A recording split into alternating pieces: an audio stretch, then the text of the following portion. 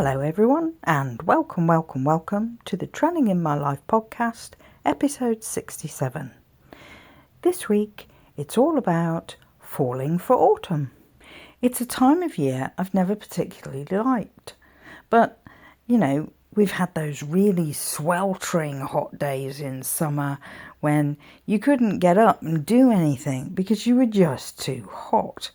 The best thing to do was just sit still in front of a fan and watch YouTube or read a book, or if you went out, you wouldn't be out very long because it was just too darn hot. So these cooler temperatures are much more comfortable. And yes, it's a real mix of weather. I mean, some days it's windy, some days it's sunny, and you can see the sunshine shining on all those multicolored leaves, all the different shades on the trees of orange and brown and yellow. And other days it's rainy, and you've got your brolly up and you're stamping in the puddles. And more there's collections of leaves on the paths that you walking along, and you can kick the leaves in piles and you can stamp on them so they go scrunch, scrunch, scrunch as you walk along your way. And just a simple walk to get to work or to get to the shops to buy something that you need becomes a bit of fun. So yeah, I'm really seeing the good side of autumn. And there are other things, like you can wear bright orange and just say, well, it's seasonal, if anybody queries it. But yeah, it's the colour of the leaves, so it's seasonal. And this is the season that separates the summer vacation times from Christmas. And it seems like it's not such a bad time of year. I mean, yes, I don't know what to put on the next day when I wake up because I'm not really sure what it's going to do. From the time I go out in the morning, it can have changed to the afternoon. But that's why we get to wear all those layers. So, you can be bundled up in a sweater in the morning and take it off and be in a t-shirt in the afternoon.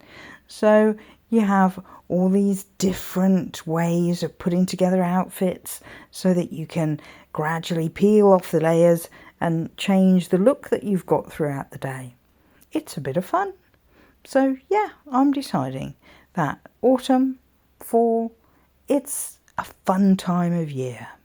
And when you get those really cold mornings, you can even branch out and get a scarf and gloves and a woolly hat, just in readiness for the winter days ahead. But you can wear them on your way to work and then just stuff them in your bag on the way home. And it gets you into the feel of things. And I've noticed lots of people are in boots now, and the shoe shops are full of a zillion different styles of boots. And that's a bit of fun, going and looking at those and figuring out what kind you want to wear. Low ones, high heels, cowboy boots, pink ones, green ones, blue ones, black ones, grey ones, brown ones. There's so many. And who doesn't like going shoe shopping? I am really enjoying autumn much more than any other year I've ever known.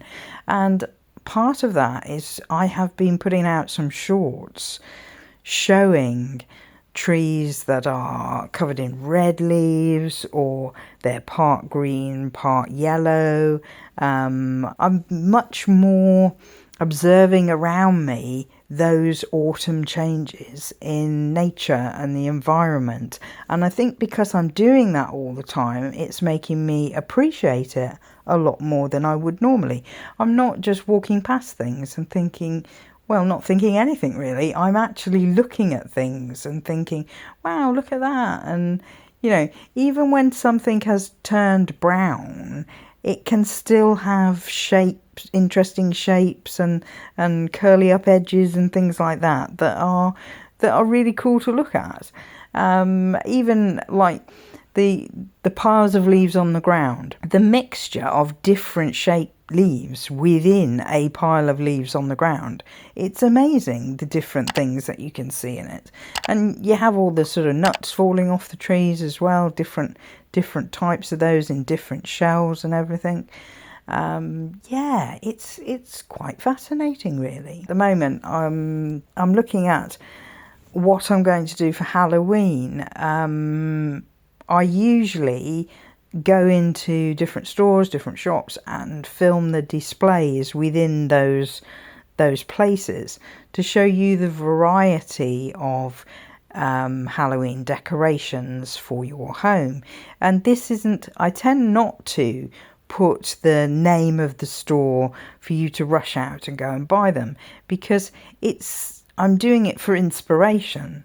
So, you can see things that are available and think, I might be able to make that, or maybe I could take that ornament over there and paint it slightly differently and tie something around it and change it so it was more in theme with Halloween. So, that's why I do the Halloween inspired sort of shopping ones. It's not for you to shop and buy them necessarily, because not all of us have got the money to do that.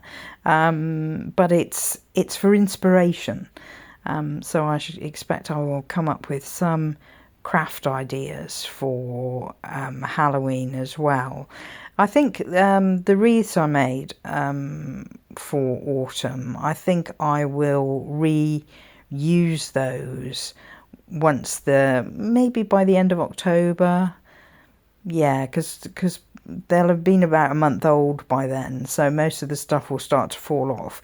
But I think I will actually keep the wreaths and decorate them for Christmas. And they weren't very expensive. I think one was £2, one was £3, something like that. They weren't expensive, but it's just the fact that why go and buy new ones if you can reuse others, that you've used once before. I think everybody has to count the pennies at this time of year, because there are, with Christmas just around the corner, there are presents to buy and decorations and heaven knows what else. Party outfits even. Yes, because it's that time of year where you get invited to parties and of course you've never got anything to wear, and so yeah. I think this time of year it's interesting. We all think of it as transitioning. It's that transition month from summer and then you go into fall, and you do get this mix of weather and you have to change the way you dress. September was very much a fall autumn month, and it isn't always. Some years it's almost summer all the way through September. So I think we were kind of flung into autumn very quickly, and with a little bit of denial, like, oh, this rainy weather will stop and the sun will be back. And then eventually we all figured out that, no, you're going to go out and need your big coat in the morning or you'll be absolutely freezing. And I have said that, the denial thing on my way to work sometimes. I have a t-shirt, a hoodie and my winter coat on when I go out, and I'm wearing jeans because it's about 7 degrees when I go out in the morning, averaging around that.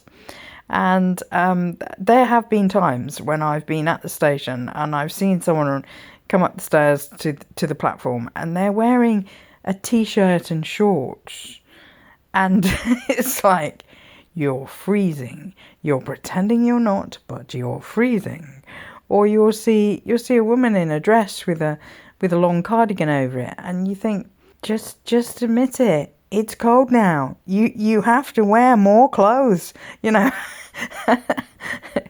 And this is the problem where you get lots of coughs and sneezes when you're commuting, because people have insisted on wearing inappropriate weather clothes. And it's one of those things that you may think people are giving you admiring looks, but they're actually giving you looks and thinking, are you crazy? Because you have to You have to dress for the weather. I mean, there are times when we all get caught in the rain and didn't expect it, although most of us Londoners do carry a brolly. I mean, it's like a prerequisite thing. You make sure you've got a brolly in your bag, in your inside pocket.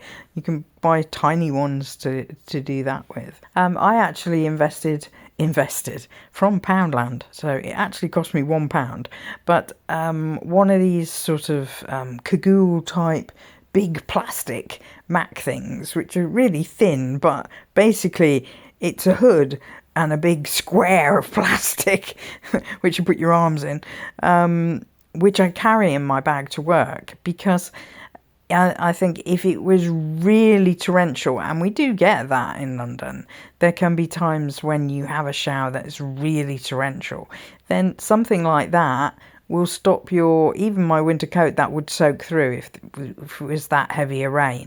So yeah, I'm carrying one of those with me just in case these days.